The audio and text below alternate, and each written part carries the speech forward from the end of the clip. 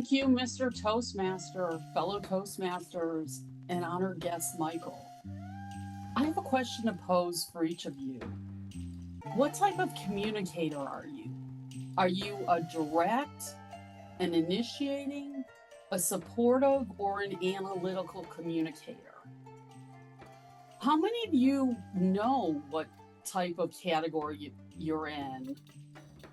And you would know how to classify your personal communication style. Can you please raise your hands? How many of you think you know? Okay, probably not. Okay, good. Okay, Claire, Michael. Great. So it's important to recognize your communication style and realize how effective communication can really impact your communications with your friends and with your office workers too. In the workplace, studies have shown it can lead to higher efficiency, better morale in the workplace, creative potential in groups, and satisfactory personal relationships. So for this pathway speech, I was tasked with, besides reading the book, taking a 12-question quiz to determine my communication style. I actually scored high on direct communicator and supportive communicator. So my speech will focus on those two communication styles, direct and supportive. Moving to the first type, direct communicator. Now, direct communicators prefer that you get to the point quickly and in a very succinct manner. I would suggest that dealing with these types of communicators, you need to be specific and avoid over-explaining or repeating yourself. Also, try to focus on solutions and only provide details when you're asked. That's what experts say. For example, I work in the courthouse and we have appellate reviews on Zoom. So when answering a question for the judges, I used to go into some long explanation. Now I try to make it as concise as possible.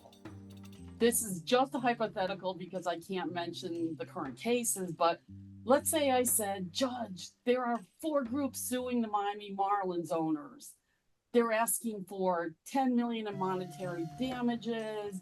There's been coverage. The first hearing is in 2 weeks, and the deadline for summary judgment motions is in 2 days.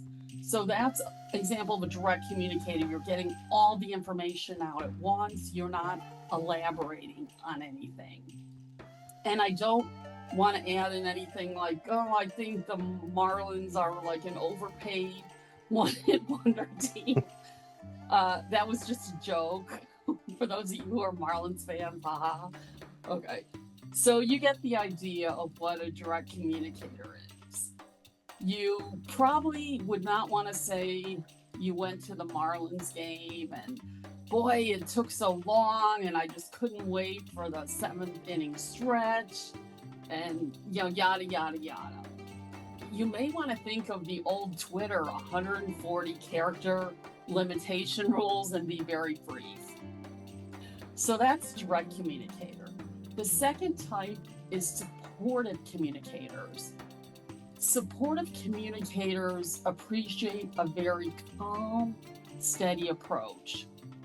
You can earn their trust by providing them plenty of reassurance.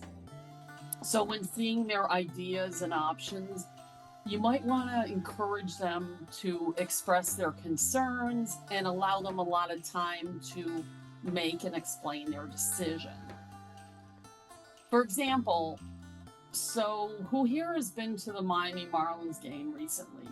Please raise your hands. Okay, great. Leonardo, Maria, Michael, thank you.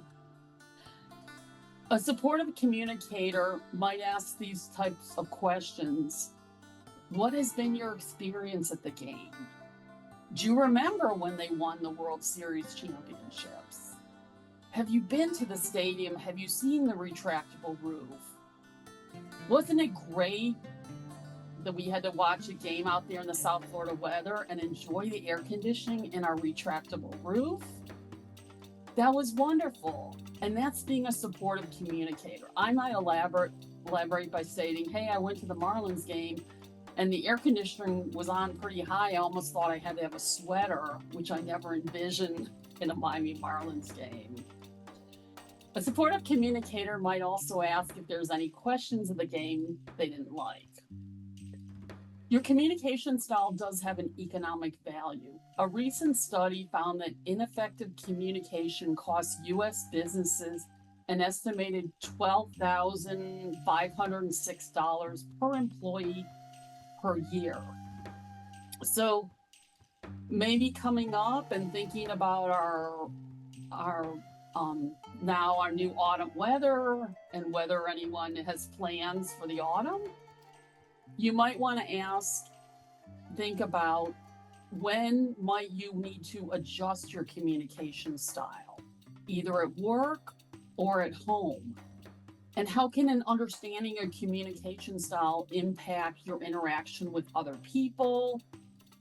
How can you tailor your communication style depending on the person that you're communicating with? To summarize, communication styles are really situational. It depends on the person that you're speaking with.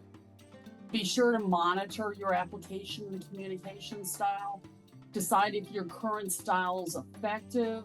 At work, I may have someone who's more of a supportive communicator who may want a lot of information going to them. So if necessary, you can adjust your style and adopt new styles to fit a situation, team, or person. Mr. Toastmaster.